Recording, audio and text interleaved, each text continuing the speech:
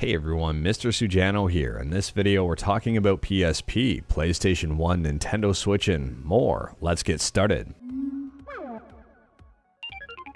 Alright, we'll kick things off here talking about Atari Jaguar emulation with BigPEmu. BigPEmu took the world by storm as it kinda came out of nowhere, and it's already got a brand new update. Version 1.02 just released. In my opinion, this is a pretty big release, and if you wanted to read the entire changelog, it's bundled right with the emulator in the event that you downloaded it. They've added in interlaced display support, they've added a force horizontal overscan option, and the option to force Jaguar CD emulation, which enables bank switching even in ROM images smaller than 6 megabytes. And on top of that, obviously there's a whole bunch of bug fixes. Now BigPEmu is compatible with the entire Atari Jaguar library, and it looks like the developer is going to soon start work on emulating the Atari Jaguar CD, considering someone donated a unit to them. It is worth pointing out that according to the changelog, the developer has cancer.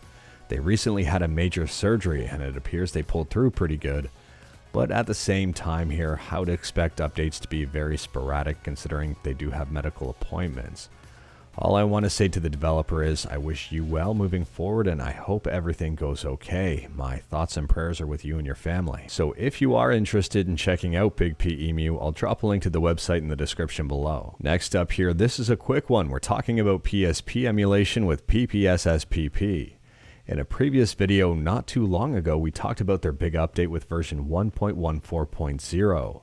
Well, 1.14.1 has just released. You might want to update to this one because it's got some bug fixes in it. And speaking about bug fixes, next up we're talking about PS1 emulation with Duckstation, and Duckstation just got a brand new update. For those who may be unaware, Duckstation is alive and well. Stenzek, the main developer, continues to make updates in the background, and now they've updated to a rolling release. The latest and arguably greatest version of Duckstation has just released yesterday, so you might want to pick it up. I'll drop a link to it in the description below. Moving on, and we're talking about Nintendo Switch emulation on PC with Yuzu, and Yuzu mainline build 1277 is just released, and well, it made Yuzu a little bit more stable.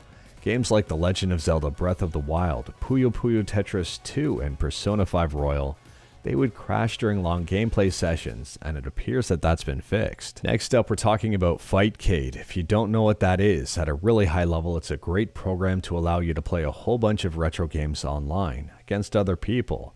I've got 1 or 2 or possibly 3 tutorials about it on this channel, so feel free to check one out.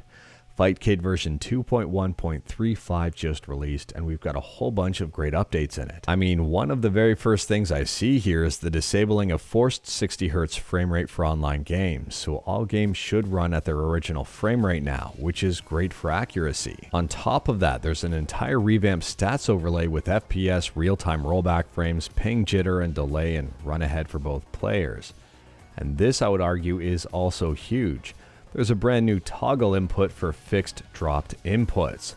I think a lot of people are going to like that one. They have also added compatibility for a whole bunch of games, and for Flatcast Dojo, which is Sega Dreamcast, they've made it more accurate, and it's also now compatible with Ubuntu 22.04. Next up, we're talking about Romhacks and SNES Drunk. SNES Drunk has just dropped a brand new video for best Christmas themed Romhacks. I'll leave a link to it in the description below, as this list is very interesting and there might be some games on it that you've never played before. And speaking about games you've never played before, it appears that Warner Bros. Montreal has officially started production on their next DC game, thanks to LinkedIn. No idea what this game is. It looks like production started in December, which is this month. If you have any idea or want to guess what the game is, let me know in the comments below. And last up, we're switching from a game that no one has played yet to a game that a whole lot of people have played, and I mean a whole lot. If you haven't heard about High on Life or haven't played it yet, well, you might want to check out a YouTube video or 2 or 3 or 4 or 5 or 6 about the game. It's highly entertaining, absolutely absurd, and awesome.